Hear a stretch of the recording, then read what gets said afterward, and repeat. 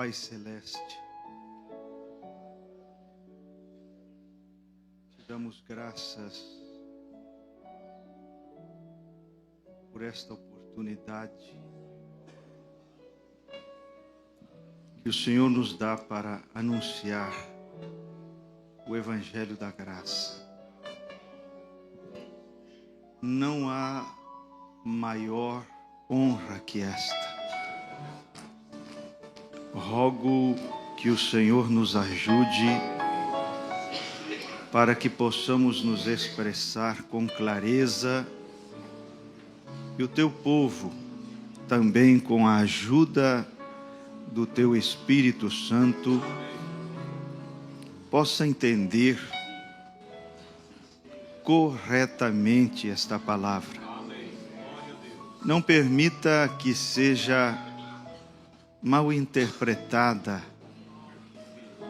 mas que o Senhor venha interpretá-la para nós, porque Deus é o seu próprio intérprete. Enquanto prego, rogo que o Senhor cure pessoas, até mesmo de enfermidades terríveis, que a medicina não dá conta de vencer, mas que o Senhor já venceu lá na cruz do Calvário. Muito obrigado pelo seu amor. O Senhor preferiu morrer por nós a viver uma eternidade sem nós, porque muito nos amou. Muito obrigado, Senhor. Tome o controle e nos dê um desfecho sobrenatural. Em nome de Jesus. Amém. Amém. Boa noite. No nome do Senhor Jesus. Cadê a Indiana? Está ali. Bom, bem-vinda. Obrigado. Ela veio de viagem.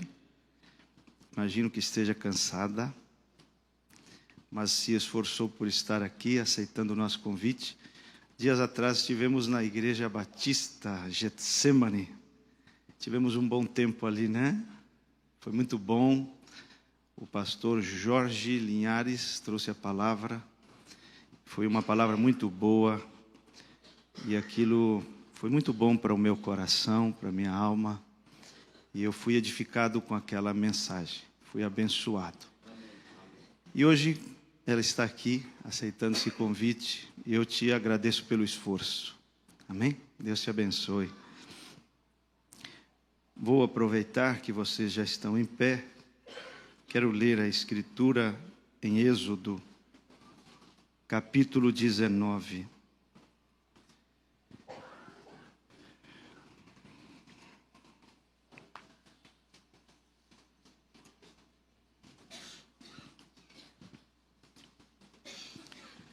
Enquanto vocês acham, quero dizer que eu me alimentei de cada pedacinho da mensagem desta manhã.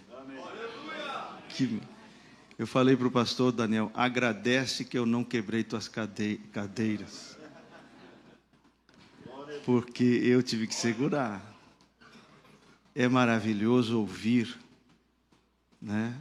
O Evangelho da Graça. É maravilhoso. Amei, me alimentei. Não sobrou nenhum pedacinho do cordeiro. Comi tudo, né? Comi tudo. Não ficou nada para ser queimado depois, né? Foi muito maravilhoso. Êxodo 19, nós vamos ler os versículos 7 e 8. E veio Moisés e chamou os anciãos do povo e expôs diante deles todas estas palavras que o Senhor lhe tinha ordenado. Então todo o povo respondeu a uma voz e disseram: tudo o que o Senhor tem falado, faremos. E relatou Moisés ao Senhor as palavras do povo. Amém. Podem sentar.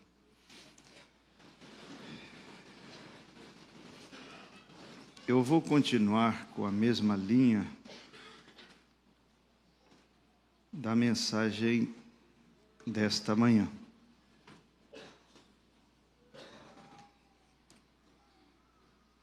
O título da minha mensagem nesta tarde ou noite,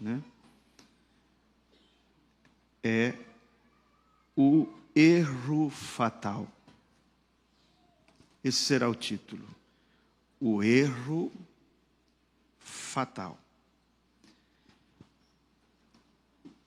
Inspirada neste parágrafo 27 da mensagem A Igreja Escolhendo a Lei ao invés da graça. Veja que aqui já não é mais Israel. Israel cometeu esse erro fatal, mas agora isso é transportado para a igreja. E diz que a igreja não cometa o mesmo erro. E fala de a igreja, não Israel, mas a igreja escolhendo a lei ao invés da graça. Eu vou devagar, vou pedir que você me dê toda a sua atenção, absoluta. Eu quero que você, que essa gente ao redor suma. É só você e eu aqui. Total atenção, olhe para mim, olhe para cá e dê toda a sua atenção, porque isto aqui é muito importante. Nesse parágrafo 27, o profeta diz: assim como nossos pais estavam alguns anos atrás, e eles estavam, porém ali foi onde eles cometeram o seu grande erro fatal. Então isso aqui é uma coisa séria, porque existem erros e erros, só que este é um erro fatal. Quer dizer, é sério. É sério. Então ele diz: o maior erro que Israel já cometeu foi quando eles renunciaram à graça e aceitaram a lei. Eles cometeram o seu maior erro em Êxodo 19. Quando eu li este parágrafo, eu fui a Êxodo 19, lia, relia, lia de novo, e eu não conseguia achar o versículo onde aconteceu essa troca. Essa troca aconteceu no versículo 8, onde Israel disse: tudo o que o Senhor tem falado faremos. Só que quando você lê em português, não parece uma coisa agressiva. Veja se parece ruim o povo dizendo: tudo o que o Senhor disser faremos. Não parece uma coisa agressiva. Mas quando fui para o hebraico, e eu estudei um pouquinho por alguns tempos, eu tive um professor muito bom. Quando fui para o hebraico, é impactante a força do hebraico. Ficou muito diluído ao ser traduzido para o português, perdeu a força. Porque no hebraico, estas palavras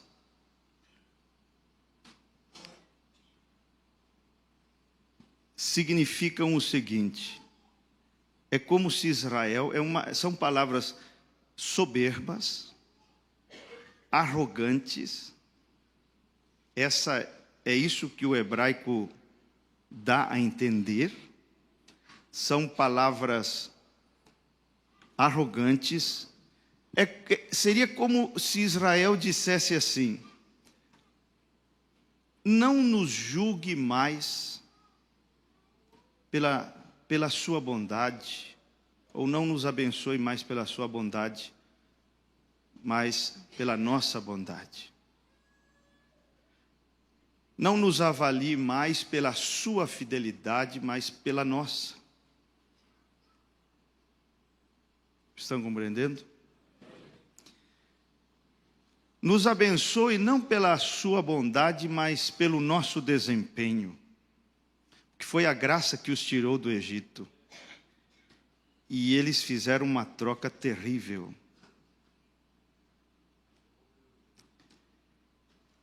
Como o pastor falou hoje, pode mandar suas regras, nós damos conta.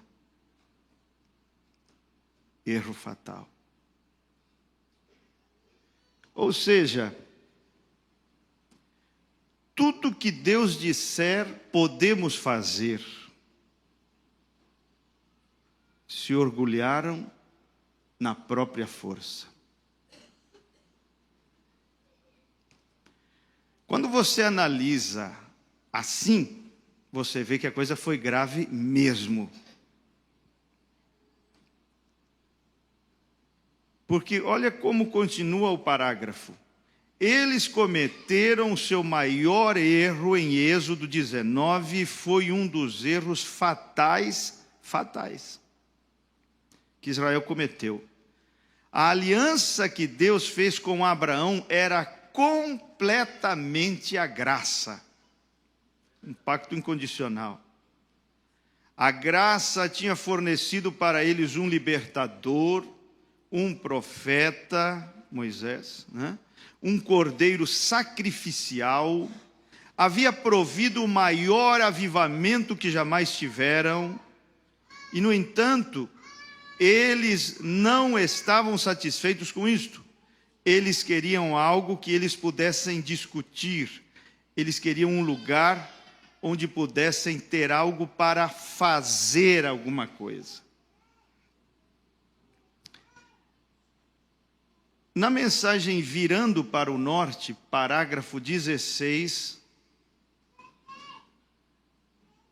isto é dito novamente nessa mensagem. Estou te dando esses parágrafos e essas mensagens para que depois você possa estudar em casa e ampliar esse assunto.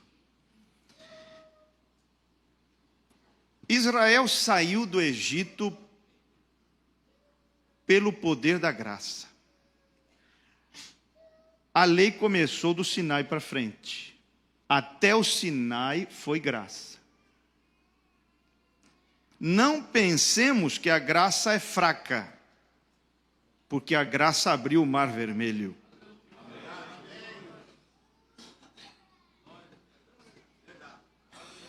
A graça é uma coisa poderosa. Não foi a lei que abriu o Mar Vermelho, foi a graça que abriu o Mar Vermelho.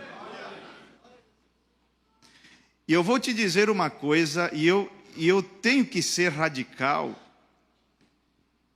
e preciso confiar no Espírito Santo para você não mal interpretar o que eu digo, mas eu creio que existe a necessidade de sermos um pouco radicais para causar um choque na tua mente, por causa do legalismo que às vezes está muito enraizado em nós. É proposital.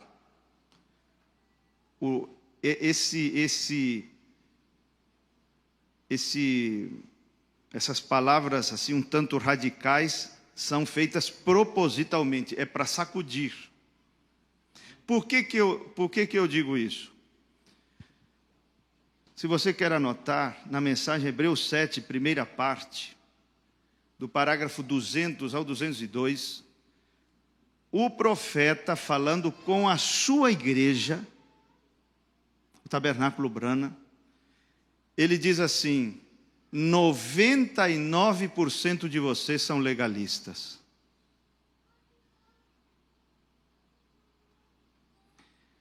Quando eu li isso, eu disse: meu Deus, o homem estava vivo. O irmão Branham não era um legalista. Vou te dar um parágrafo aqui. Chave para a porta 131. Ele está contando a história daquele homem que ele batizou quando ainda fumava. O homem fumava e foi batizado pelo irmão Branham. Contando essa história, ele diz: é porque eu não sou um legalista, creio na graça. Então o mensageiro não era. Como que a congregação virou 99% legalista? A mensagem, você há de concordar comigo que não é legalista. A mensagem não é. A mensagem é centro, ela caminha no centro.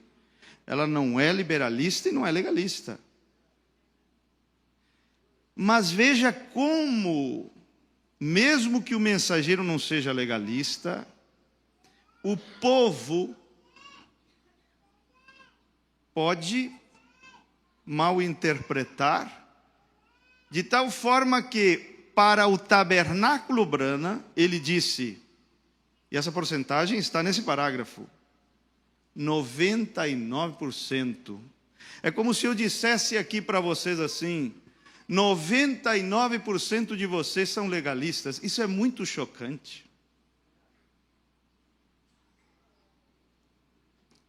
Muito chocante.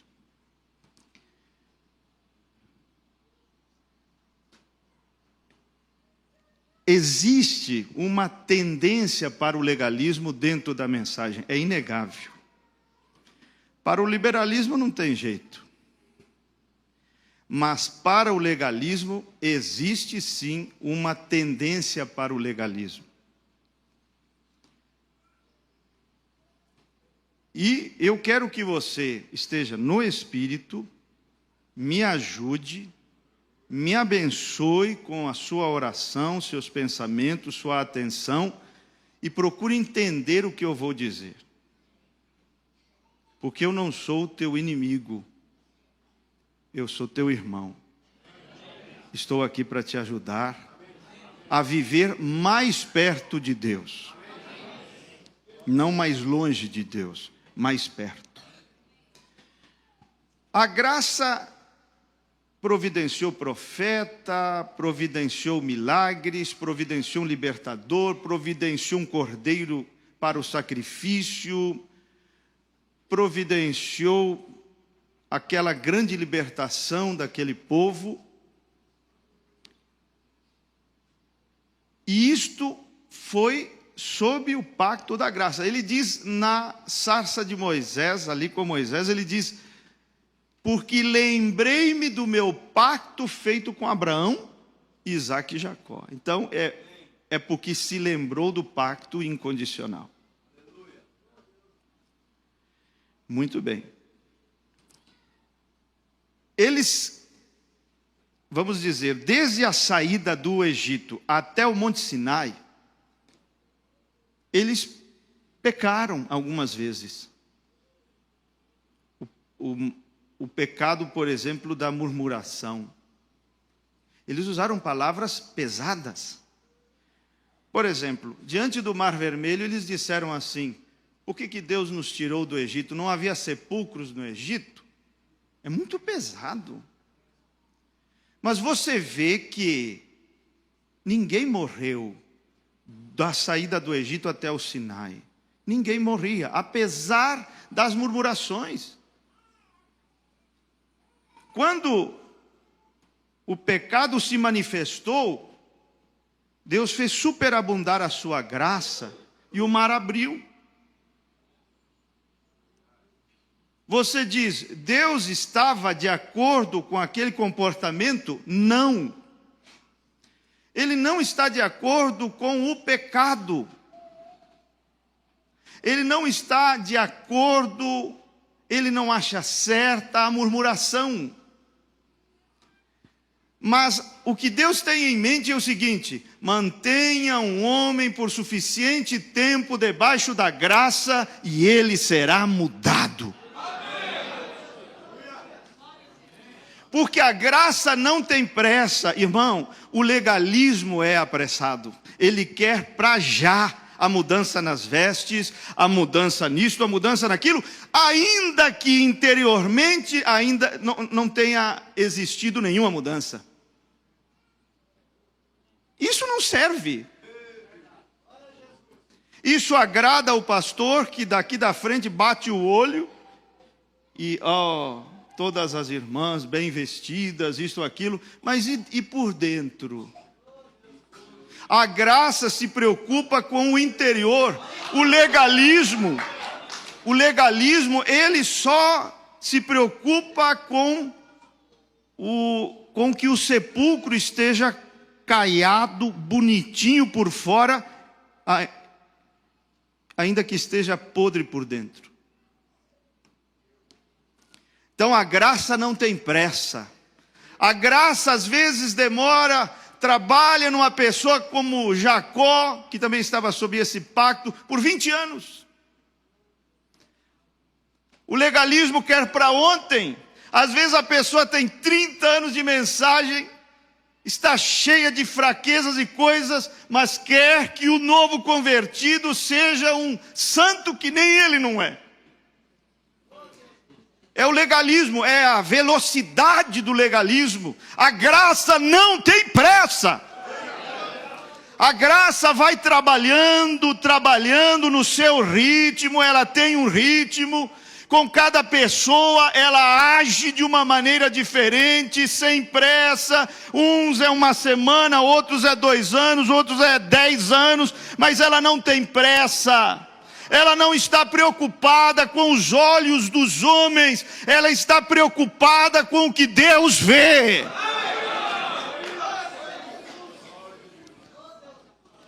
Passaram o mar vermelho, porque onde abundou o pecado, aí Deus fez superabundar a graça, e o mar se abriu.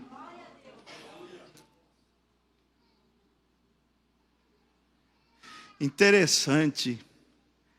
Quando o pecado é abundante, sabe o que fazemos? Estou falando nós porque eu sou pregador e já cansei de fazer isso. Onde eu vejo que o pecado está entrando e abundando, eu faço superabundar a lei.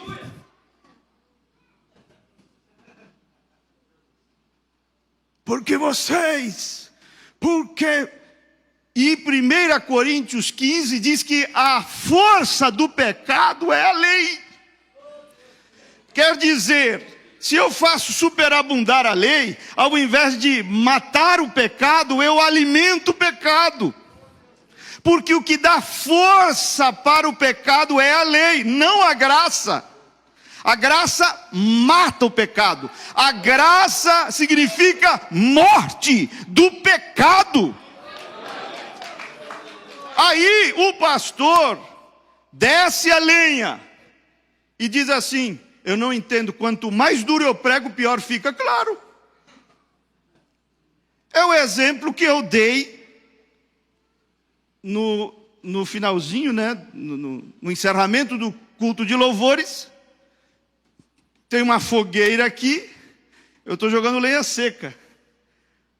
Aí o irmão vem e diz: pastor, você está fazendo o que aí? Estou tentando apagar o fogo.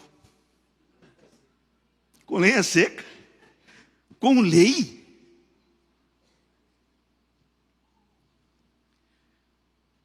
Você está entendendo que coisa rica e profunda nós estamos meditando nesta noite? Que coisa libertadora, porque se é um erro fatal que a igreja não deve cometer, e é fatal, então não é brincadeira, não é uma coisinha, é fatal. O que é fatal? Coisa séria. Aí passaram o mar vermelho, murmuração de novo. Porque as águas eram amargas. mas onde abundou o pecado de 2 milhões de pessoas, muito pecado, né? Onde abundou o pecado, ele fez superabundar a graça de novo e mostrou uma árvore, símbolo da cruz, que ao ser jogada nas águas amargas, fez com que elas ficassem doces. E a cruz faz isso com as águas amargas da nossa vida. A cruz faz isso. Você vê que sempre há um símbolo da graça aqui e ali, um símbolo da cruz, um símbolo de Cristo, né? Aqui e ali. Passou um tempinho, murmuração de novo. E quando abundou o pecado, ele fez de novo. Ainda não tinha chegado o Sinai. Ainda não tinha chegado a lei. Ele fazia superabundar a graça. Você diz, Deus estava de acordo com aquele comportamento? Não! Irmão, Deus não é advogado do pecado. E eu digo até mais, ninguém vem na igreja para ver se encontra um apoio bíblico para poder pecar, para pecar com base bíblica. Ninguém está aqui por isso.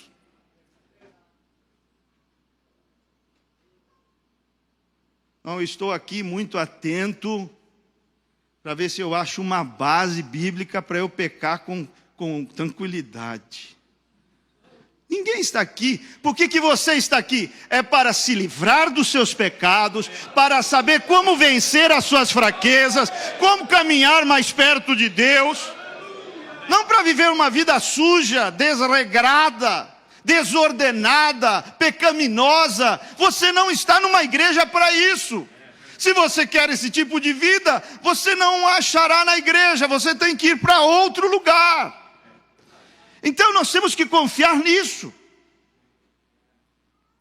E quando eles murmuraram, uma nova murmuração, porque não havia pão, Deus disse, agora sim, vou fazer chover fogo e enxofre. Fez chover maná. Ainda não tinha chegado o Sinai. E foi, até que chegaram no Sinai. E Deus, muito calmo, muito amoroso, começa a conversar e diz assim, eu tirei vocês como sobre asas de águias. Cuidei de vocês como um pai cuida do seu filho. E foi tão amoroso e tão carinhoso. Mas notem uma coisa. A partir do momento, versículo 8. Quando Israel comete o erro fatal de trocar a graça pela lei, Deus muda o tom de voz. E diz assim, que ninguém aproxime do monte ou morre. Estabeleça limites. Uau, isto aqui é tremendo. Estabeleça limites. Isso no capítulo 19. Quando chega no capítulo 20, ele dá a lei. Não é? Os mandamentos, 10 mandamentos. E eles disseram, nós damos conta. Deus deu a lei no capítulo seguinte, que é o capítulo 20. E sabe o que aconteceu? No capítulo 32, verso 28 de Êxodo, acontece algo. Por causa da idolatria do bezerro de ouro, 3.000 pessoas morrem. Êxodo 32, 28. Quer dizer, quando em uma manhã, porque foi pela manhã, a lei foi dada, 3.000 pessoas morreram.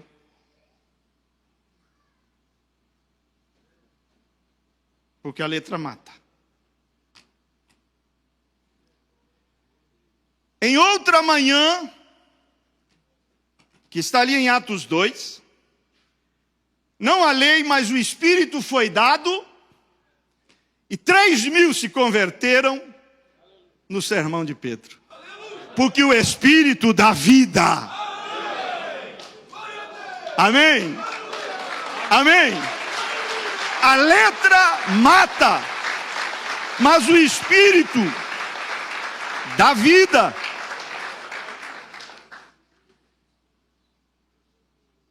A partir do Sinai, cada pecado, cada murmuração, havia morte ali.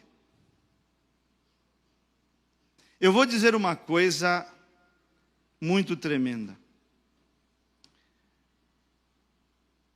Israel nunca teve uma obediência perfeita à lei. Nenhum homem deu conta de guardar a lei. Nenhum homem. A lei não foi dada para que o homem a guardasse, mas o propósito pela qual ela foi dada é para que o homem conhecesse a profundidade da sua pecaminosidade. Porque Deus sabe que o homem não é bom, mas o homem teima em dizer que é. Então, para que o homem conhecesse quão pecaminoso ele é. A lei não foi dada com o propósito de ser guardada, disse Paulo. Nunca nenhum homem, com exceção de Jesus Cristo, guardou a lei perfeitamente.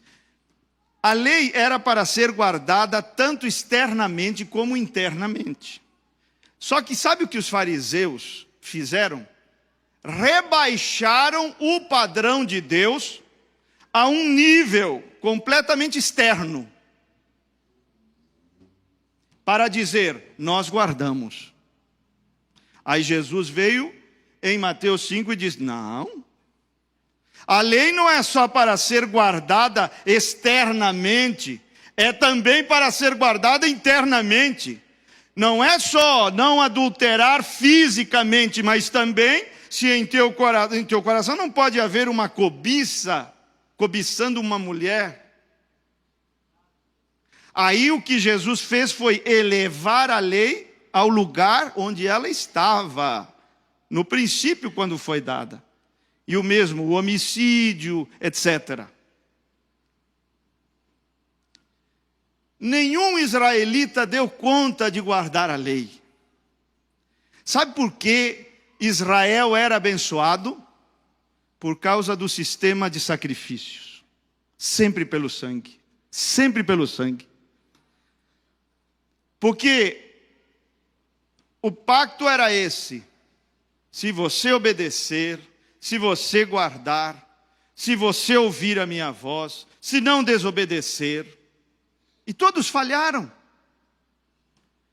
Mas havia um sistema de sacrifícios que assegurava a bênção sobre aqueles israelitas. É sempre pelo sangue. O homem não tem glória. Deus tem toda a glória. Amém? A lei, ela foi dada só para mostrar quão falho é o homem, porque o homem é teimoso. Não, eu sou bom, eu dou conta. A lei foi dada para mostrar que isso não é verdade. É como se houvesse sentado entre nós uma pessoa desastrada. Mas ele está sentado ali, ele ou ela, né? Quem será, hein? Está sentado ali, sentadinho. Ninguém sabe que é ele, vou por ele. Vou poupar as irmãs. Ninguém sabe que ele é desastrado. Até que uma ordem, um mandamento é dado. Até que se diz assim, fulano, vem cá. Quando ele levanta para obedecer a ordem, já dá uma cotovelada na orelha do que está do lado. Tropeça no banco da frente, quase cai, quase derruba o outro que está ali. Então, você acha que o mandamento o tornou um desastrado? Não, somente revelou o que ele já era. Veja que enquanto não havia lei, enquanto não havia mandamento, ninguém sabia se era ou não desastrado. No momento em que a lei veio, revelou. O fulano é desastrado. Quando a lei veio, revelou. O homem é pecador. Compreende? Então vejam, quando a Bíblia fala da nossa armadura em Efésios 6, mostra o capacete da salvação, couraça da justiça, cinto da verdade, calçado do evangelho da paz, espada do Espírito, escudo da fé, etc. E do inimigo Paulo cita só uma arma. Qual é? Ai, não me judia. Não me judia. Quem lembra? Não vale. Quem já conversou comigo não vale. Quem lembra? Só uma arma aparece ali como arma do inimigo. Em Efésios 6. Vou dar uma ajudazinha para vocês. Setas de fogo. Algumas traduções diz dardos de fogo, ou flechas, ou setas, dardos inflamados. Em outras versões diz setas inflamadas, setas como flechas de fogo. Agora a pergunta é, o que são essas setas? Boa pergunta. Pela arma usada para eliminá-las ou detê-las, você já começa a perceber o que são essas setas. Porque se a arma usada para vencer as setas de fogo é o escudo da fé, o que seriam essas setas? Eu vou te mostrar o que seriam essas setas. Abre a sua Bíblia em Êxodo 19.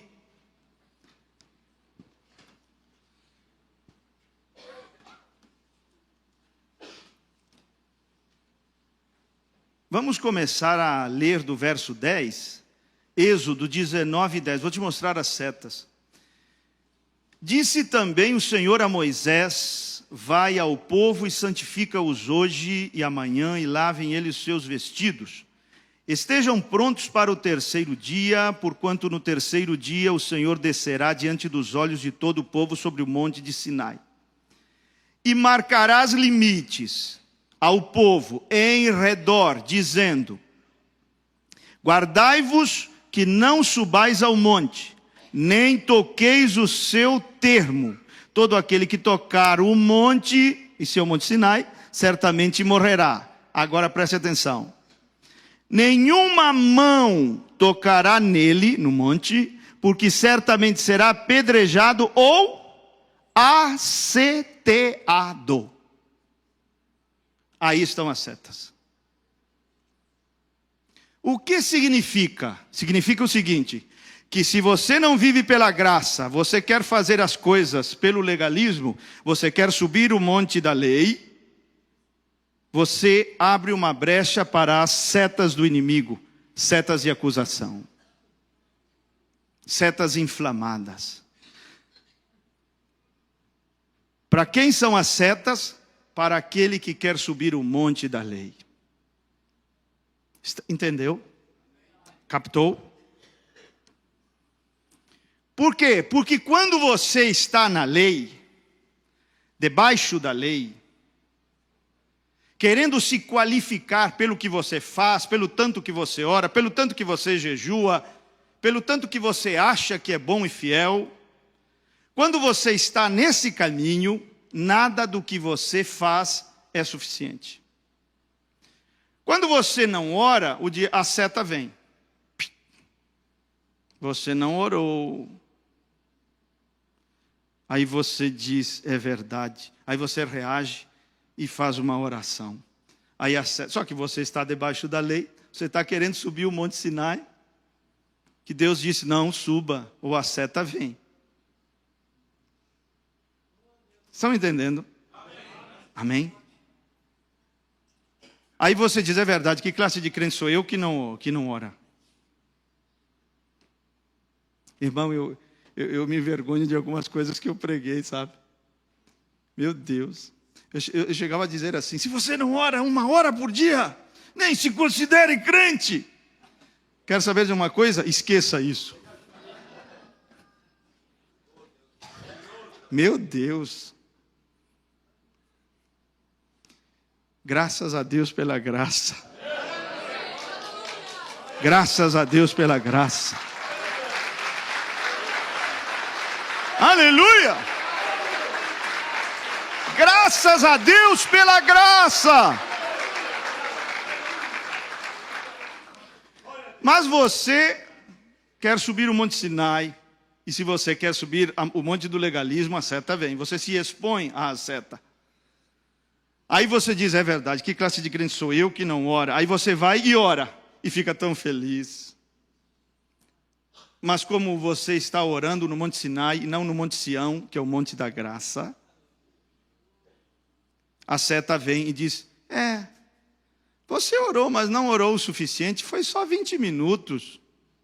E se você ora 1 hora, a seta vem e diz, 1 hora... Tem gente orando 3 horas nesse planeta por aí.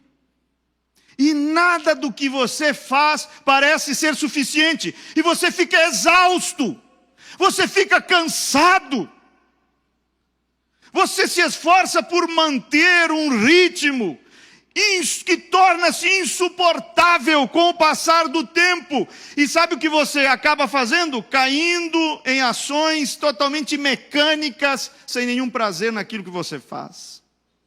Totalmente robotizado. Mecânico, sem sentimentos. Você não tem prazer, mas você tem um dever. Então você vai, então você faz, então você ora, então você jejua, então você lê a Bíblia, porque é um dever. Meu Deus, que vida é essa? Ler Bíblia deve ser prazer. Orar, eu não oro para marcar pontos. Senhor, anota aí, hein? 2 horas de oração. Me abençoa, hein? Não funciona assim. Se eu ficar 2 horas, é porque eu quero. Eu uso a oração para me relacionar com Deus. E não para focar na oração em si, para depois ter isso como base, como mérito, a meritocracia, como mérito para que Deus me abençoe. Não funciona assim. Isso é lei. Isso não deu certo. Não deu. O legalismo é uma inversão. O legalismo diz, faça para ser abençoado. A graça diz, creia para ser abençoado.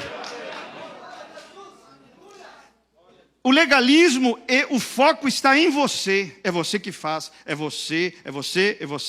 E o que você faz é o que conta. Ali estão os méritos. É porque você fez isso que Deus vai te abençoar. Faça. A graça diz, está feito. Creia naquilo que está feito.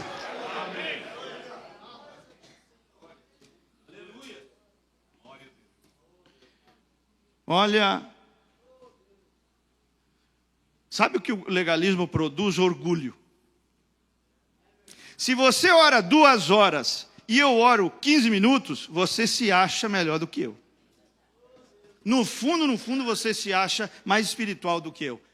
Isso é verdade inquestionável.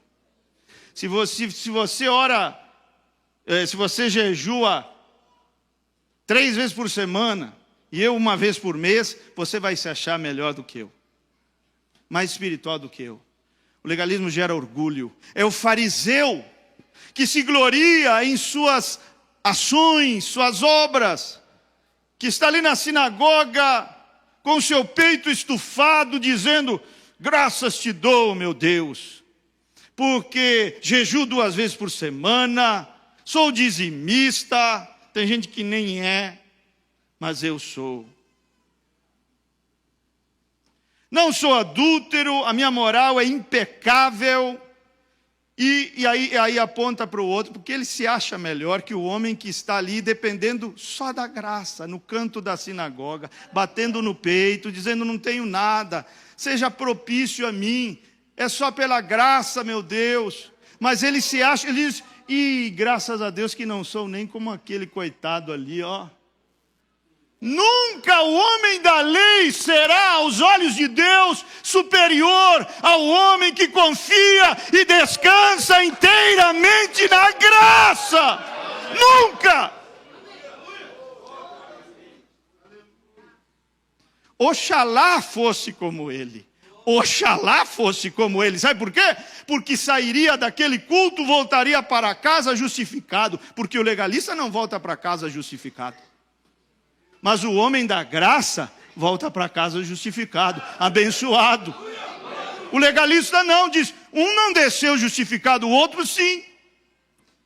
E veja como ele não tinha coragem nem de erguer os olhos aos céus. Batia no peito e disse: ser propício.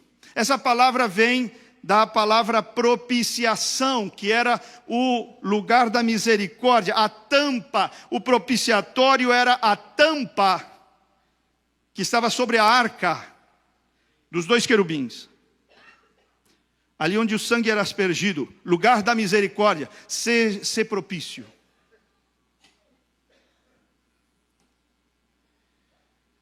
Aleluia. Amém. Estão acompanhando? Amém. Então, ouçam isto.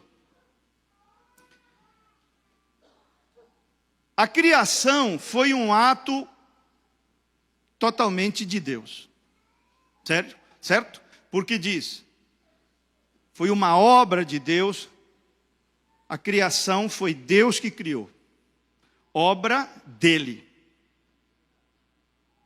Certo?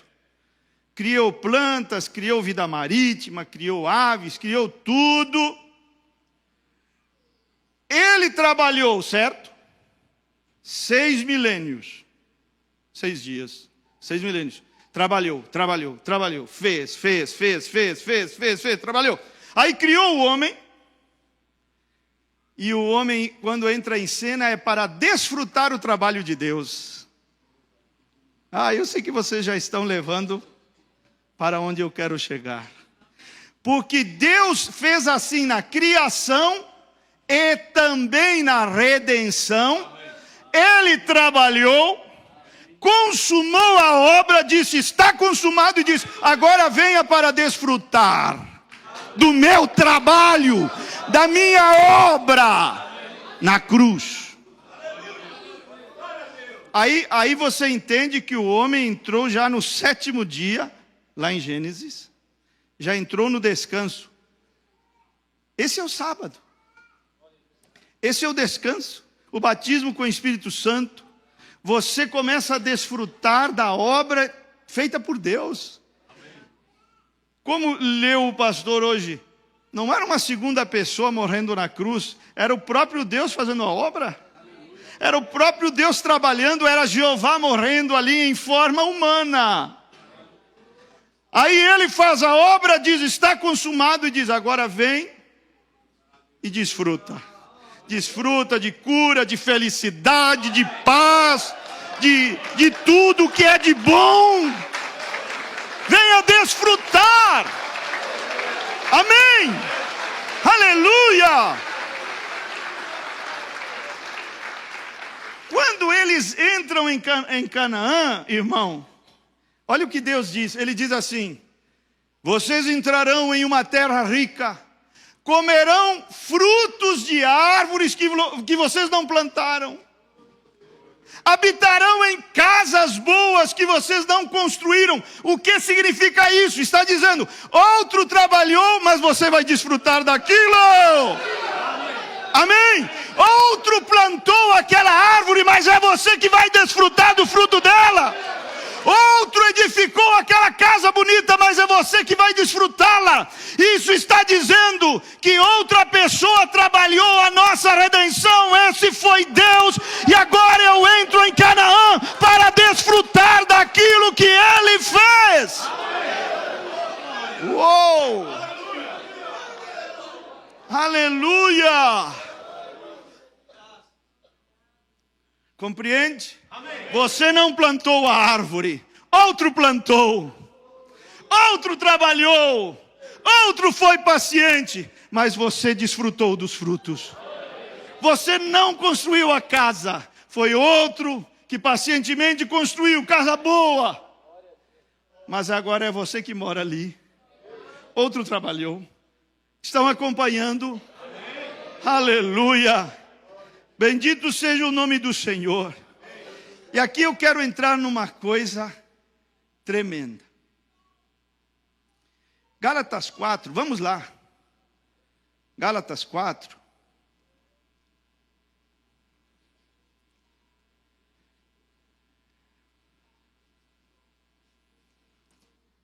Vamos ler a partir do verso 21.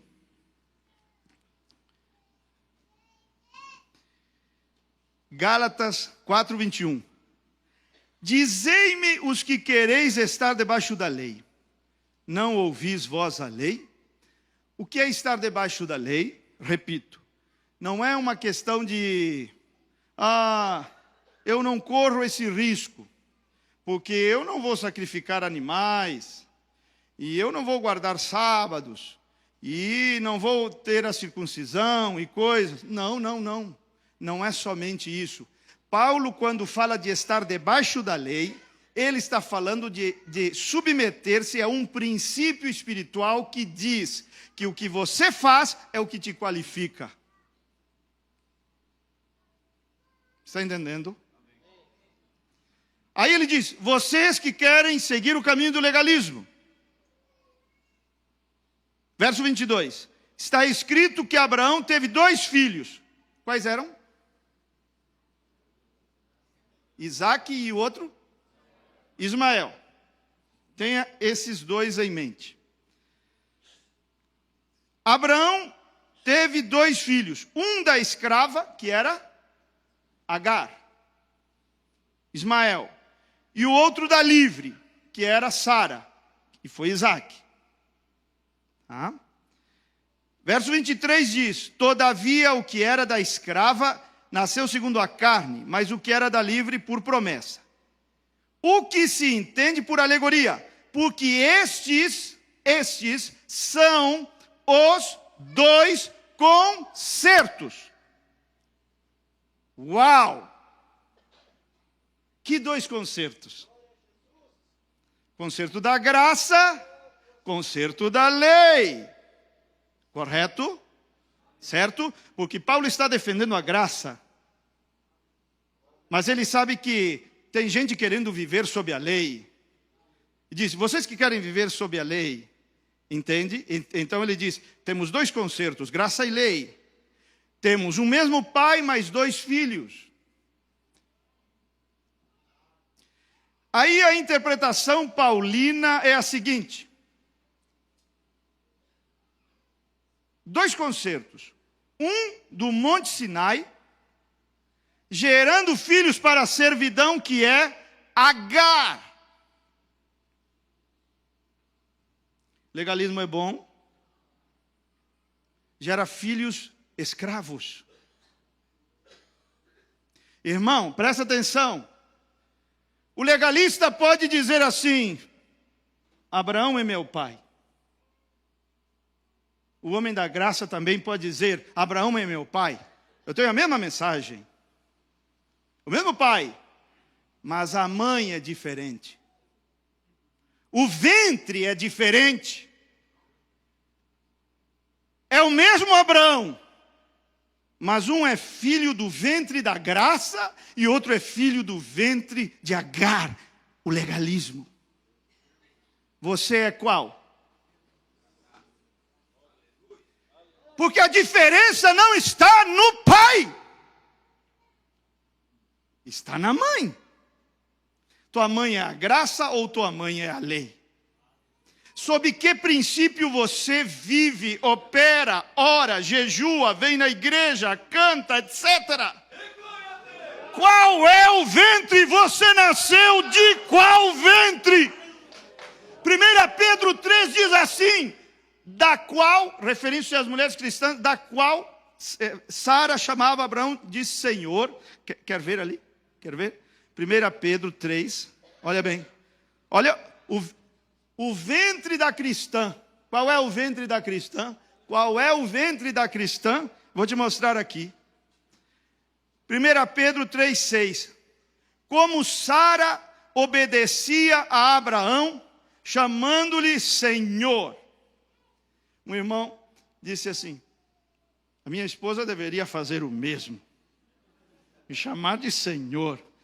E ela deu uma paulada que doeu até em mim. Ela diz, quando ele for como Abraão, eu chamo.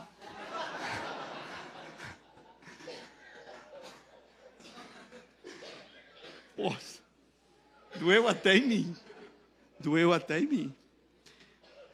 Como Sara obedecia a Abraão, chamando-lhe Senhor. Olha, da qual, falando de Sara, da qual sois filhas. Qual é o ventre de uma cristã? O ventre da graça. Da qual sois, você é filha de Sara.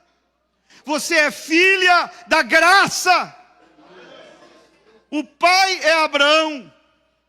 O pai é a palavra. O pai é o mesmo. Muitos têm o mesmo pai. Mas os ventres são diferentes. O ventre é outro. E por ser outro ventre, eles são escravos.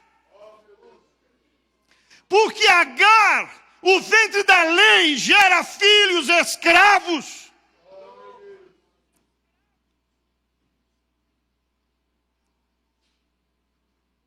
Não é bom. Legalismo não é bom. Legalismo traz prejuízo. O que matou o sobrenatural na igreja galaciana foi a hibridação de graça com lei. Em Gálatas 3, Paulo diz, eu vou dizer para vocês, o que tirou o sobrenatural do meio de vocês foi a mistura. Vocês quiseram temperar graça com lei. Isso tirou Deus do meio de vocês, tirou o sobrenatural. Diz, por que vocês não estão recebendo o Espírito Santo como era no princípio, quando eu cheguei com graça pura para ensinar-lhes o Evangelho, e agora morreu, Deus operava milagres. Leia Gálatas 3. E Deus não está operando mais, porque misturaram. Vocês acham que a graça é fraca e por isso tem que temperar com um pouquinho de lei para a coisa não virar bagunça. Vergonha para quem pensa isso da graça. Não, o pecado não tem um inimigo mais terrível do que a graça. Não tem, não existe. Quando nós começarmos a pregar a graça, vai virar bagunça. Só se pregarmos alguma coisa que chamamos de graça, mas que não é a graça. Porque se começarmos a pregar a graça, a igreja vai se afastar do mundo. O pecado vai morrer. A santificação genuína, não o legalismo da fachada, mas a santificação que muda o desejo por dentro vai crescer em nosso meio.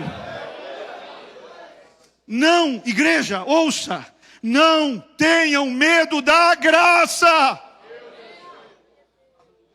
Não se assustem com a graça é poderosa, a graça é antimundanismo, a graça é antipecado, a graça é um poder tremendo.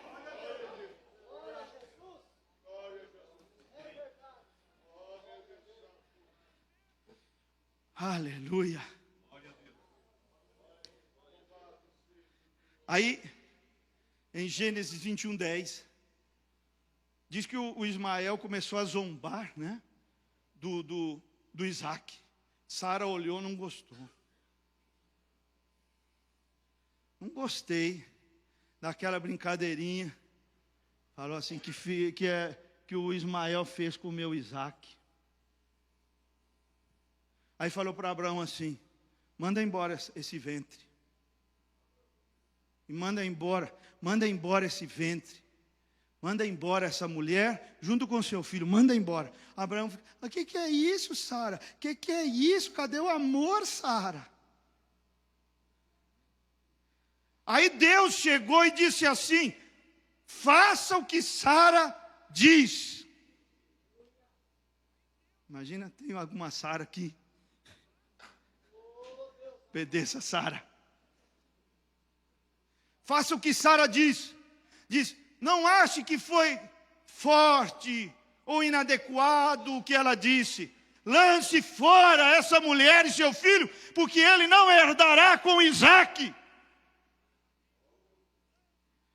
O que quer dizer isso? Nós não temos que ter pena de lançar do nosso meio fora, para fora do nosso meio, o ventre do legalismo, que tem nos escravizado, que tem colocado seu pé pesado sobre o nosso pescoço, que tem feito a nossa juventude padecer terrivelmente diante de uma geração cheia de ofertas perniciosas, como é esta na qual vivemos.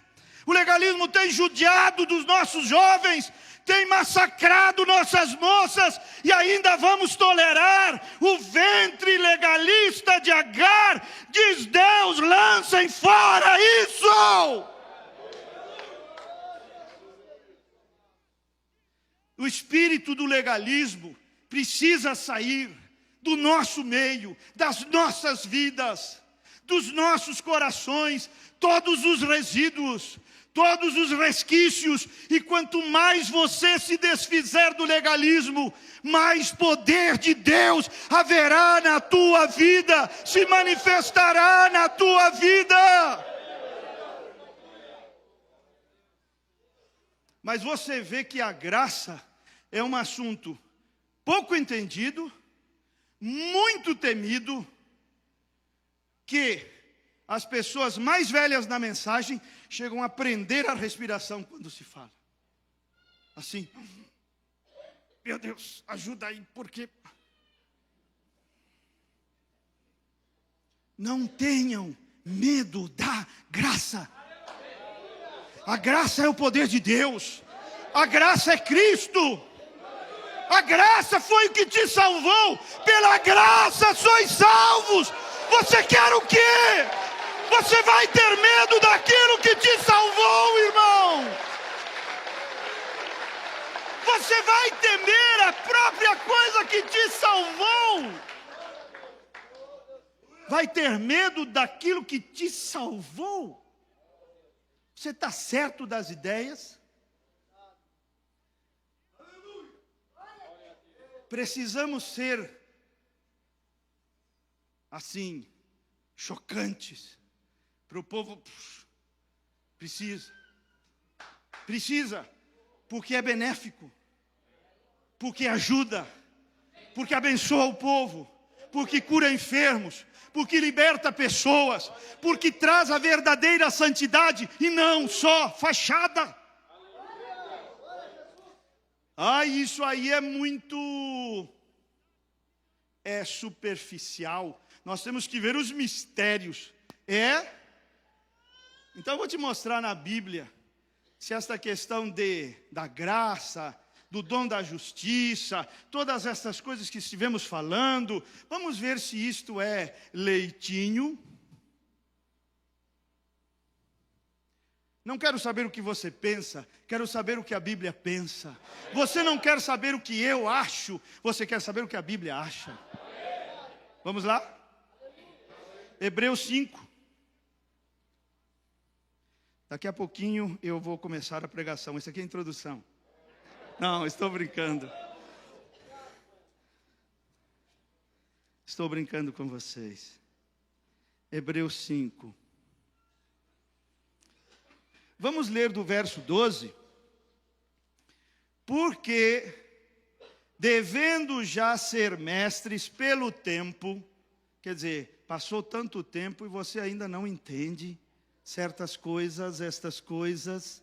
Depois de tanto tempo, você já era para dominar o assunto, ser um mestre, por causa do tempo. Quanto tempo? 20, 30, 40 anos. Deveria ser um mestre nestes assuntos. Ainda necessitais de que se vos torne a ensinar quais sejam os primeiros rudimentos das palavras de Deus. E vos haveis feito tais que necessitais de leite e não de sólido mantimento. Vamos ver o que é leite e o que é sólido mantimento. Verso 13. Porque qualquer, o que significa qualquer? Eu procurei no grego essa palavra. Sabe o que significa? Significa qualquer. É.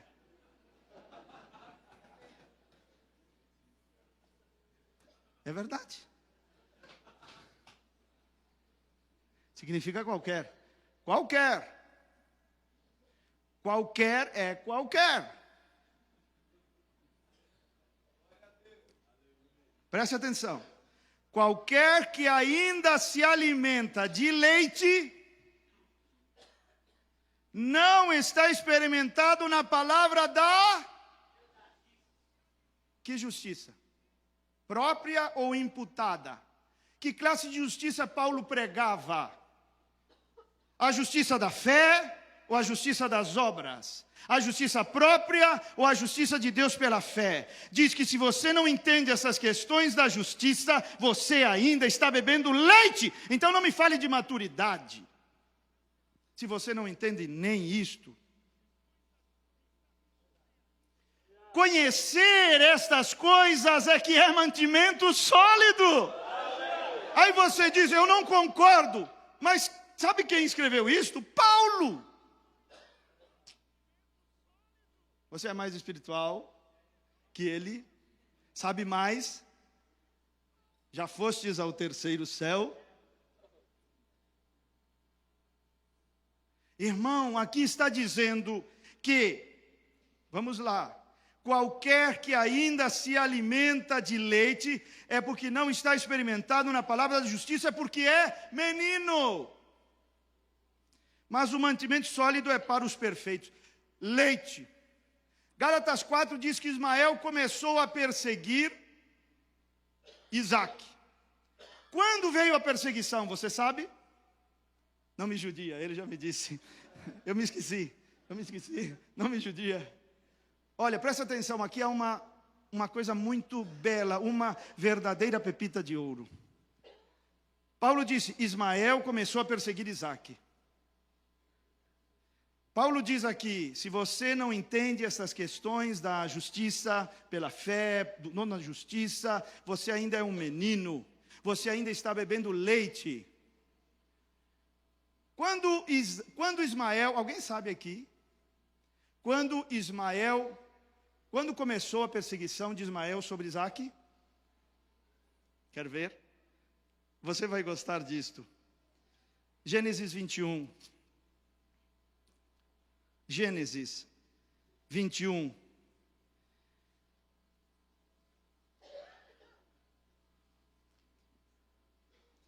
Verso 8. Falando sobre Isaac, diz, e cresceu o menino, referindo-se a Isaac, e foi, o quê? Uau! E quando ele foi desmamado, quer dizer, saiu do legalismo, deixou essas coisas, começou a entender essas questões de dom da justiça, justiça da fé, começou a ter experimentado com a palavra da justiça. Quando ele começou a ser desmamado, sabe o que aconteceu? Foi desmamado, então Abraão fez um grande banquete no dia em que Isaac foi, de novo, desmamado, e viu Sara que o filho de Agar, a egípcia, que esta tinha dado a Abraão, zombava. E a perseguição vem depois que você é desmamado. Porque você começa a pregar graça, graça, graça, e o Ismael vem em cima. Porque não entendem a graça. Dizem, você está pregando errado. Você está interpretando errado. A perseguição justamente começa quando você é desmamado. Eu acredito que Deus está fazendo isso nas nossas vidas. Tudo tem seu tempo, tudo tem a sua hora. É hora de entender essas coisas. Eu acredito assim. Deus na sua bondade. Isto aqui é um aperfeiçoamento, eu creio, para o rapto.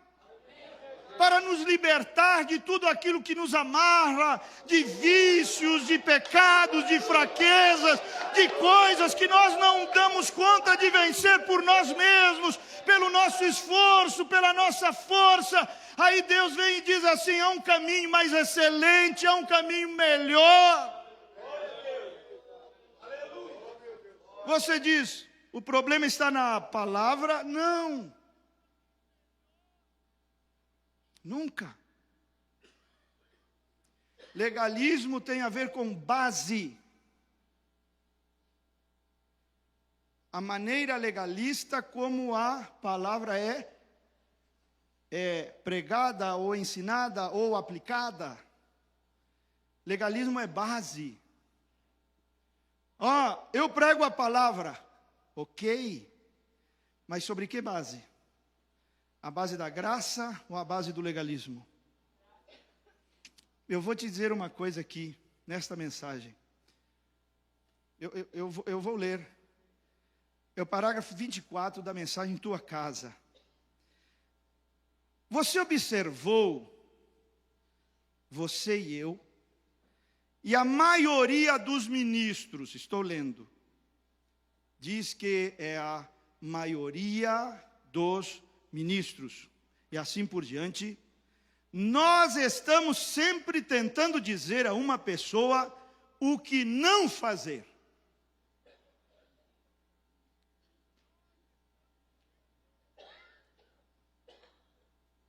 Eu tenho um sobrinho que ele diz, tio, o senhor não lê as mesmas mensagens que eu leio, porque eu já li isso aí. Ele brinca comigo.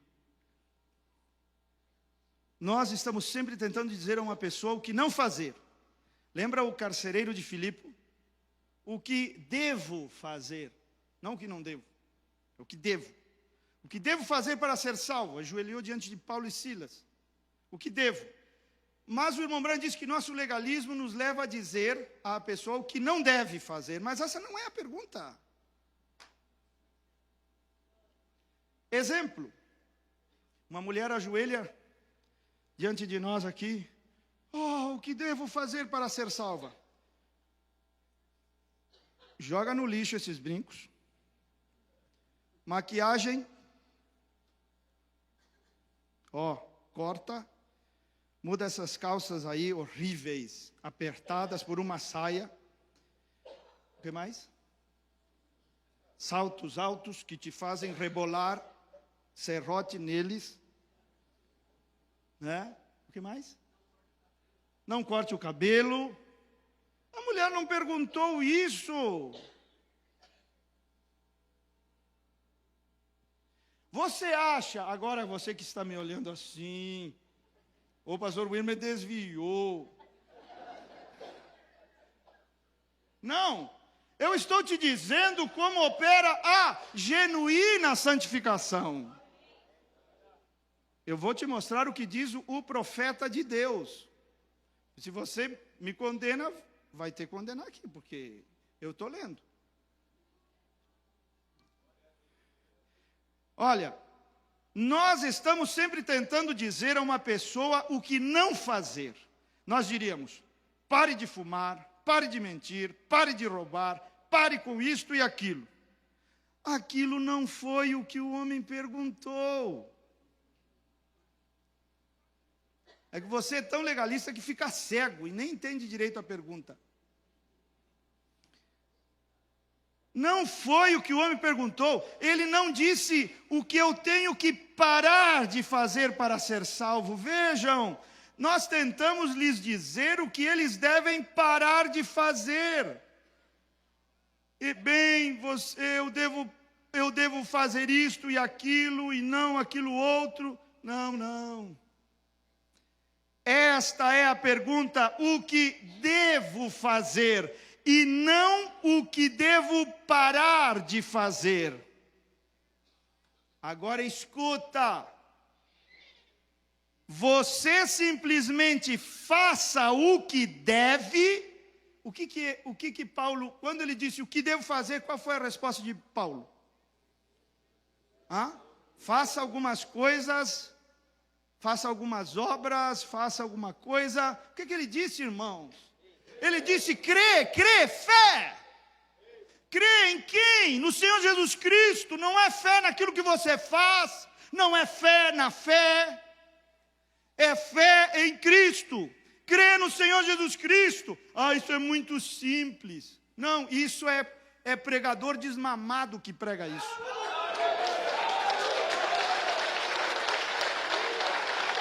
Aleluia! Amém! Quando você é desmamado, irmão, um pregador desmamado é a maior bênção do planeta. Um pregador da graça, um pregador que prega o dom da fé, que prega que pela obediência de Cristo somos justos, um pregador que te faz consciente de Cristo e não de ti mesmo. Esse pregador é uma bênção.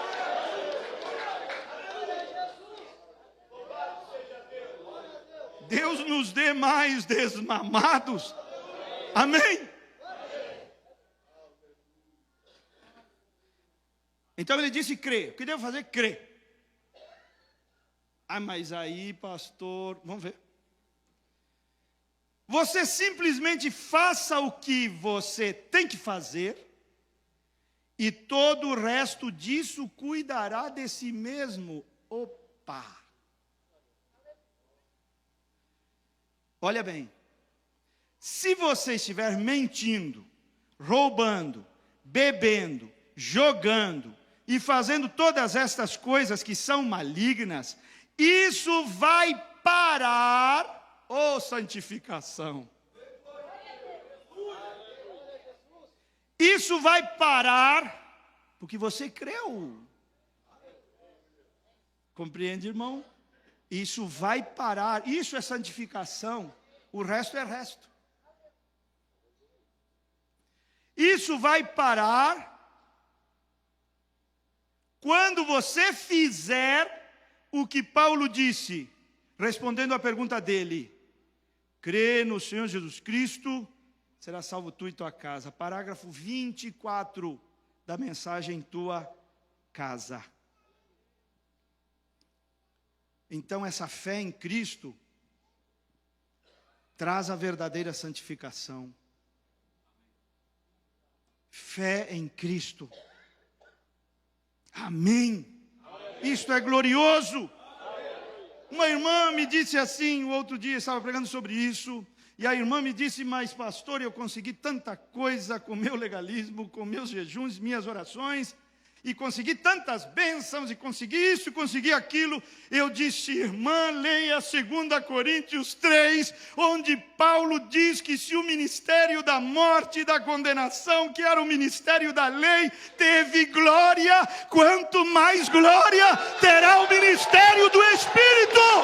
Aleluia! Glória a Deus! Amém! Se você, sob o legalismo, alcançou tantas bênçãos, imagina se você pular para a graça. quanto mais glória. Amém. Se de uma forma legalista você foi tão longe, recebeu tantas bênçãos, emprego bom, coisas que você pediu, teve tanta glória, o ministério da morte e da condenação, Moisés tinha que pôr um véu sobre a sua face. Diz, quanto maior glória. Ah, irmão, o ministério do Espírito. Aleluia. Abre a sua Bíblia em Hebreus 10. Estou chegando na metade. Vamos lá. Me ajuda aí. Hebreus 10. 37 ao 39. Porque ainda um pouquinho. Eu acho engraçado essa palavra, pouquinho. É um pouquinho, né?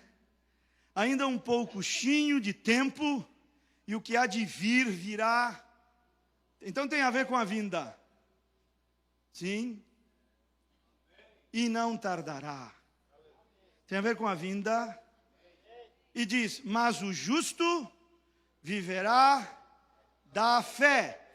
E se ele recuar? E se ele recuar desse viver por fé? Que diz? Uau! Quer dizer que quando você é um homem de fé, Deus se agrada de você. Você tem falhas, você tem um monte de coisas, mas essa fé está honrando Cristo. E a sua obra consumada, Ele diz, eu tenho prazer em você. Mas uma vez que você entende essas questões, e você recua por medo, por covardia, por sei lá o quê, e você deixa de viver pela fé, porque um justo vive pela fé, e você acha, não, vou ficar com o meu legalismo aqui, e você recua dessa visão da fé, Deus diz, eu não tenho prazer em você. Porque como ouvimos hoje pela manhã, não tem jeito de ser perfeito sem Cristo. Como você consegue ser perfeito se não pela fé? Se você recuar desse entendimento, dessa visão, você não pode agradar a Deus. Por quê? Hebreus 1,6 diz, sem fé é impossível. Não diz que é difícil. Difícil não é impossível. Difícil ainda tem algumas portas que podem se abrir. Agora impossível, fechou tudo. Impossível.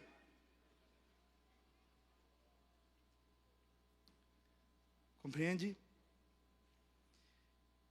A minha alma não tem prazer nele. Nós, porém, aleluia, diga comigo, nós, porém, aleluia. De novo, nós, porém o quê?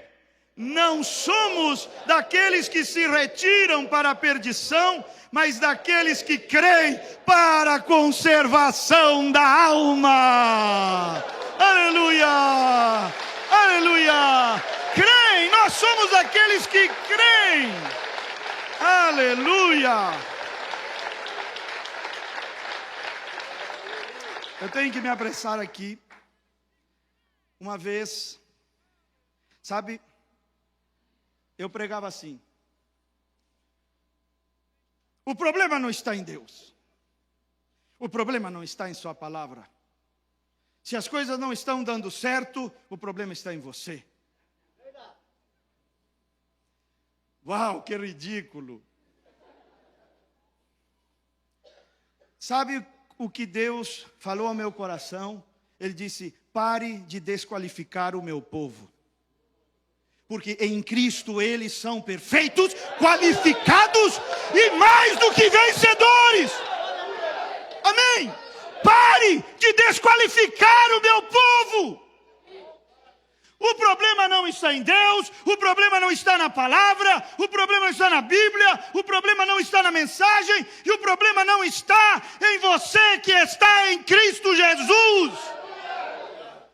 Às vezes o problema pode ser uma questão de uma crença, mas os privilégios Irmão, você é perfeito, você é completo, você é agradável a Deus, você está em Cristo.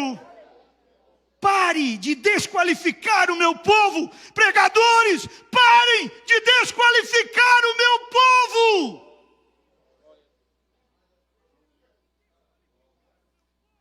Eles são santos, não em si mesmos, mas eles estão em mim.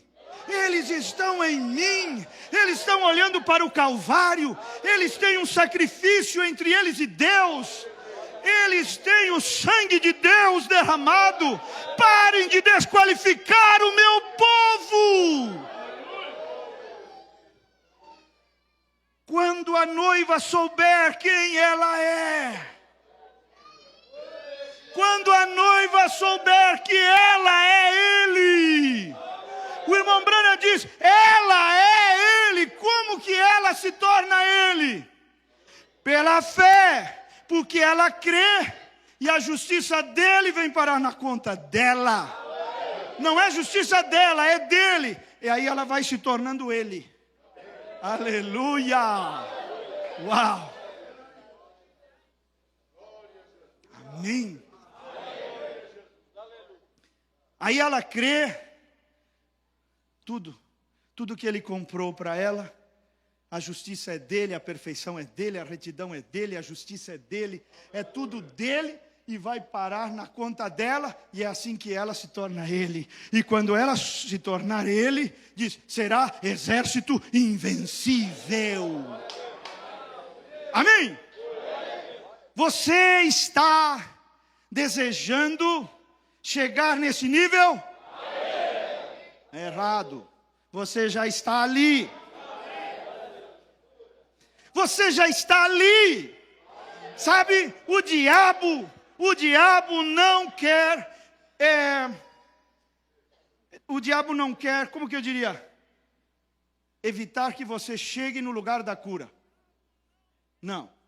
Diz, eu estou enfermo, estou tentando chegar e alcançar a minha cura. E o diabo está me impedindo. Não. O diabo não está tentando impedir que você chegue ao lugar da cura. Sabe por quê? Porque você já está no lugar da cura. O diabo está tentando te tirar desse lugar. É que quando você olha para si mesmo, você se acha distante. Então, a sensação que sempre acompanha o legalista é de insatisfação, nunca chega. Algum dia serei um exército invencível, algum dia isso. Não, no momento em que você acreditar em Cristo, que você é perfeito, isto, aquilo, essa fé vai começar a aumentar o volume de poder de Espírito Santo na sua vida. Ah, irmão, olha, você é uma pessoa eleita, predestinada desde antes da fundação do mundo. O diabo tem medo de você. O diabo tem medo de você. Talvez você agora, enquanto me ouve, está escravizado por alguma coisa, mas o diabo está com medo. Lá estava Israel, os filhos de Abraão, filhos da promessa no Egito, escravizados, açoitados, mas o faraó dizendo assim, vamos fazer alguma coisa, estou com medo. Medo de um povo que não tinha dinheiro, não tinha uma conta bancária forte, não tinha políticos de quem depender, não tinha influência de nada. E o homem mais poderoso do planeta tinha medo. É tipo, você é especial, é uma raça eleita, é um sacerdócio santo. Você já é um exército invencível, e essa força ela vai começar a fluir à medida que você caminhar pela fé. Você já está no lugar da bênção, já está no lugar da cura, já está no lugar da graça, já é perfeito, já é santo, já é justo, porque você está em Cristo. À medida que você começar a internalizar isso e deixar que essas verdades enraizem em você, o poder aumenta, aumenta, aumenta, aumenta. Isso é uma pergunta para você. Não judia de mim. Eu leio pensamentos, irmão. Estou tão inspirado que eu leio pensamento. Tem no Novo Testamento duas pessoas, somente duas,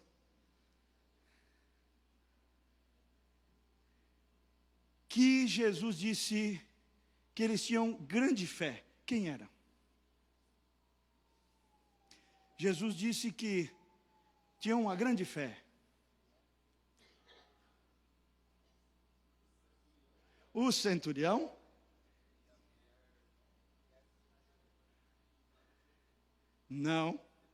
não tinha poço. Era uma mulher. Quem ajuda aí? Ih, do fluxo. Não. A mulher do fluxo não disse que era grande a fé, disse a tua fé te curou. A Sirofenícia, dos cachorrinhos. Muito bem. O que esse soldado e essa dona de casa tinham em comum? Eles eram gentios. Quer dizer que não tinham ligação nenhuma com a lei. E quem corta a ligação com o legalismo desenvolve grande fé. Pode ser um centurião, pode ser uma dona de casa, mas a fé começa a crescer, crescer, crescer, quando você corta ligação com a lei.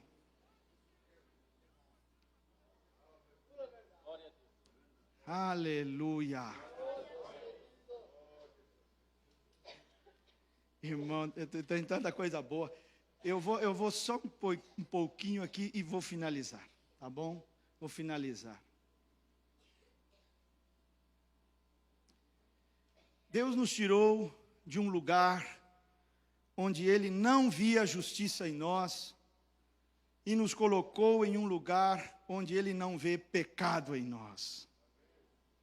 Amém. Você está nesse lugar? Antes Ele olhava para nós e não via justiça. Hoje Ele olha para nós e não vê pecado. Você crê nisso de verdade? Muito bem. Eu quero só mais isto e vou finalizar aqui. Em outra ocasião, eu continuo. Isso aqui vai... Eu estou há 2 meses e meio pregando direto. Você imagina. 2 meses, não, 3 meses. Pregando sobre isto. 3 meses. E os áudios, creio que já são como 160, 170, só sobre isto. Olha bem. Qual é a base para receber o batismo com o Espírito Santo? Esse assunto te interessa. Porque às vezes o pregador faz o apelo. Venha receber. 2 coisas se vê nos olhos das pessoas. Uma, fome. A pessoa vai para frente porque quer isso. Mas a segunda coisa que se vê nos olhos da pessoa é confusão, porque ela não sabe o que esperar quando está lá na frente. Eu devo esperar o quê? Como é que é esse assunto? Devo rolar no chão, chorar? Como é que é? Eu vou te dar algo nesta noite, que se você não tem o Espírito Santo, você infalivelmente vai receber. Não tem como não receber. Não tem como não receber. Até hoje mesmo, se você quiser, você recebe. Se não tiver, eu estou falando para quem não tem. É novo, sei lá. Novo na fé.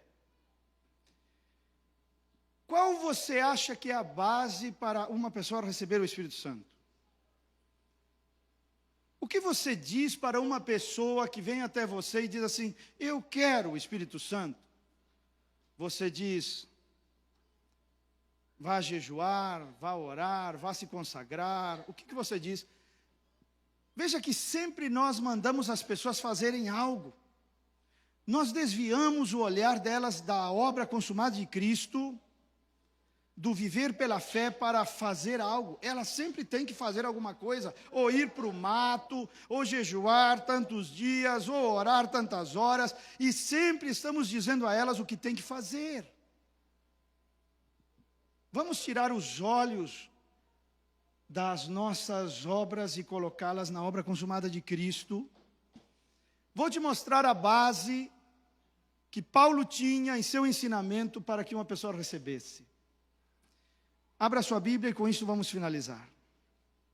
Romanos 4. Romanos 4, 11. Preste muita atenção, vamos encerrar aqui. Isso aqui vai te ajudar e vai abençoar muito a tua vida. Aleluia. Romanos 4:11 diz: e recebeu, quem recebeu? Aqui está falando de Abraão, nosso pai na fé. Diz que ele recebeu o sinal da circuncisão. Fala para mim, circuncisão é tipo do batismo com o Espírito Santo, certo? De onde o profeta tirou isso? Que a circuncisão é tipo do batismo com o Espírito Santo. Na mensagem, que é o Espírito Santo, ele tem uma base bíblica para dizer isso. A base é Atos 7, no discurso de Estevão, onde Estevão diz: duros de cerviz e incircuncisos de coração, vós sempre resistis ao Espírito Santo. Se eles eram incircuncisos de coração por resistir ao Espírito, receber o Espírito é o que te torna circuncidado de coração. Então, esse versículo está ali na mensagem, e o profeta usa esse versículo para dizer: circuncisão é um tipo do batismo com o Espírito Santo. Certo? Chama de o sinal. Há uma mensagem que o profeta pregou, chama-se o sinal. E ela se refere ao Espírito Santo, a vida que estava no sangue. Certo? Amém. Chama de o sinal. Vai acompanhando ali. Recebeu o sinal da circuncisão, selo. O que vem selar? O Espírito Santo vem selar o quê? A circuncisão vinha selar o quê? 40 dias de jejum.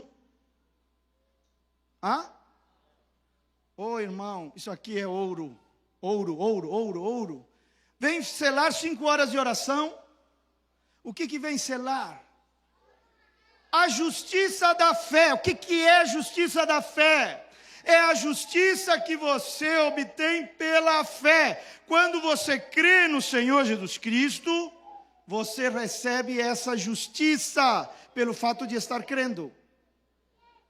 Se eu perguntasse assim, eu já perguntei, quando o irmão recebeu o Espírito Santo? Quando eu criei na mensagem. Não. Isso é doutrina batista, que diz que você recebe o Espírito Santo quando crê.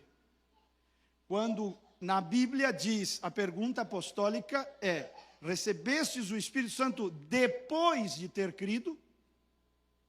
Você não recebe o Espírito Santo quando crê. Quando crê, você recebe a justificação. E Abraão creu em Deus, e isso lhe foi contado por justiça. Então, quando você crê, você é justificado.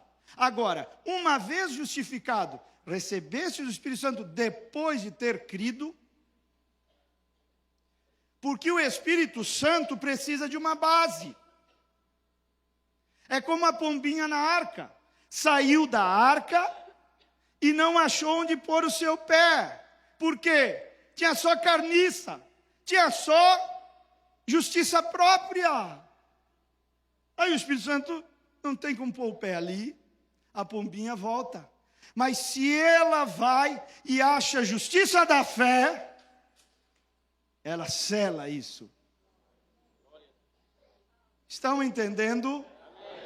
O que quer dizer isto?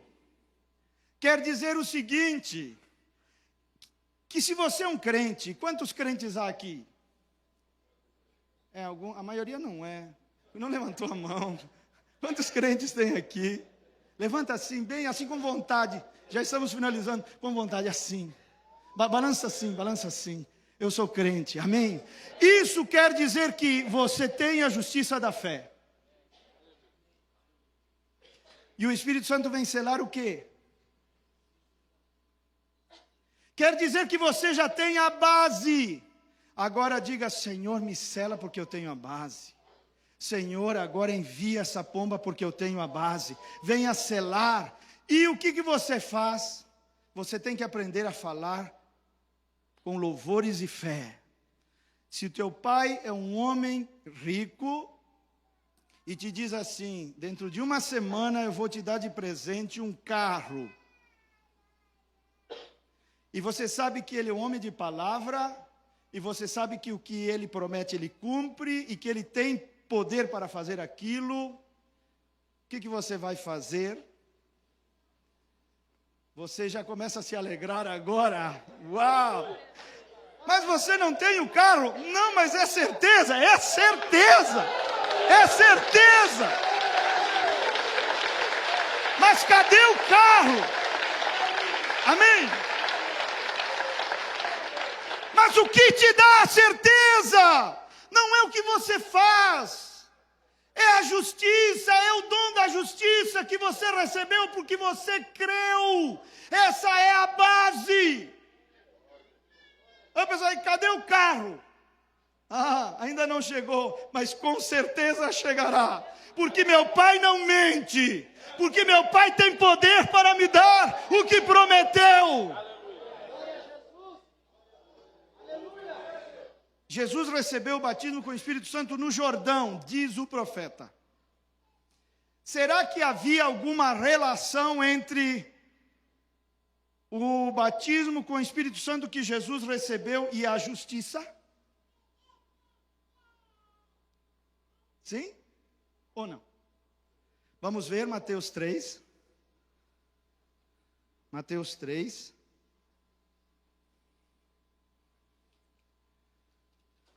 Mateus 3 diz assim. Vamos ler do verso 13. Então veio Jesus da Galileia ter com João junto do Jordão, para ser batizado por ele. Mas João opunha-se-lhe, dizendo, eu careço de ser batizado por ti, e vens tu a mim? Jesus, porém, respondendo, disse-lhe, deixa por agora, porque assim nos convém cumprir toda aleluia. E ele cumpriu toda a justiça, e o que aconteceu?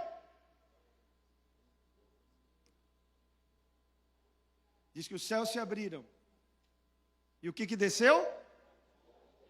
Quer receber o batismo com o Espírito Santo? Ele sela o quê? Aí você diz, presta atenção na diferença entre Jesus e nós. Ele recebeu o Espírito Santo porque ele obedeceu e cumpriu toda a justiça. Nós recebemos o Espírito Santo porque ele obedeceu.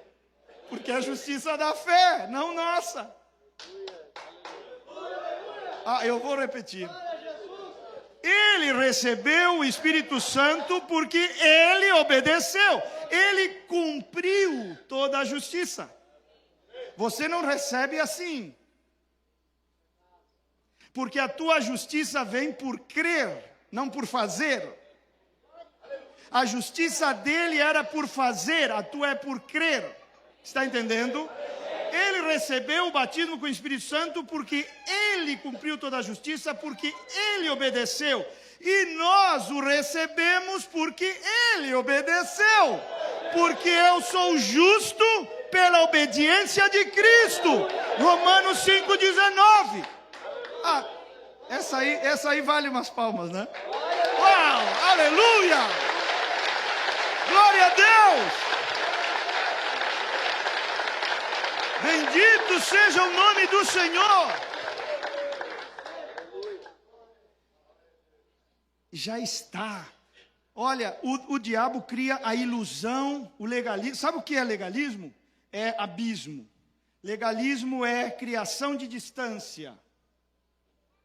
Você já tem, mas o diabo vem e diz assim: você tem que se esforçar para obter isso que você já tem. Sabe o que o legalismo faz, irmão? Não vou te judiar. O legalismo faz isso. Ele pega a tua posição em Cristo e joga lá na frente e torna o que você já tem um alvo futuro que você tem que se esforçar e tudo para chegar lá.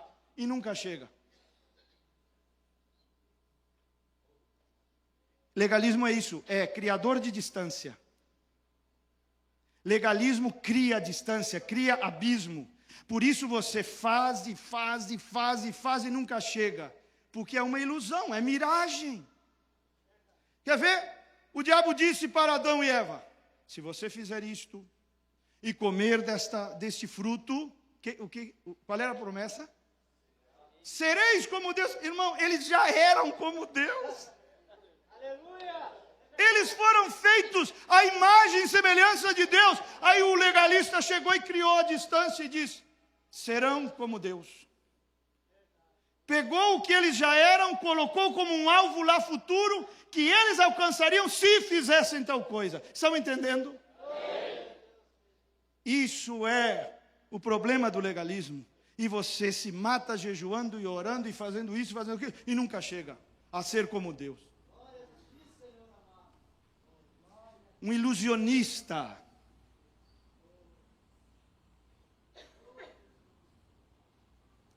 Glória a Deus. Isto é maravilhoso. Eu vou parar aqui. Eu pulei um monte de coisa. Sabe que às vezes eu lia o irmão Brana dizendo assim: toquei nos pontos mais, como é que é? Sobressalientes. Eu digo: irmão Brana, com essa profundidade, eu dizia: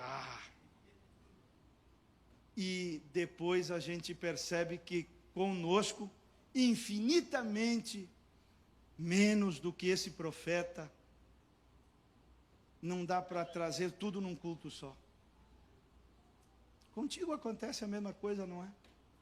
Com todos nós. Porque é muito rica. A palavra é inesgotável. Concorda comigo? A palavra é inesgotável.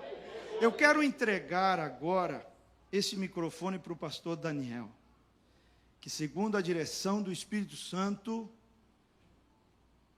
fará ou uma oração para encerrar, ou uma chamada, o que Deus colocar em seu coração. Porque eu já fiz a minha parte. Eu já fiz a minha parte. Eu vim até aqui. Você foi abençoado. Amém. Olha, não suba ao Monte Sinai, porque as setas inflamadas vão chegar na tua cabeça. Batalha mental, setas aqui na mente. Aqui, setas inflamadas. Use o escudo da fé. Fé que te faz justo pela fé. Escudo da fé que te faz justo e perfeito pela fé. Com a fé você apaga esses dardos, essas setas. Amém? Pastor Daniel. Amei esse tempo com vocês. Deus abençoe vocês. Amém.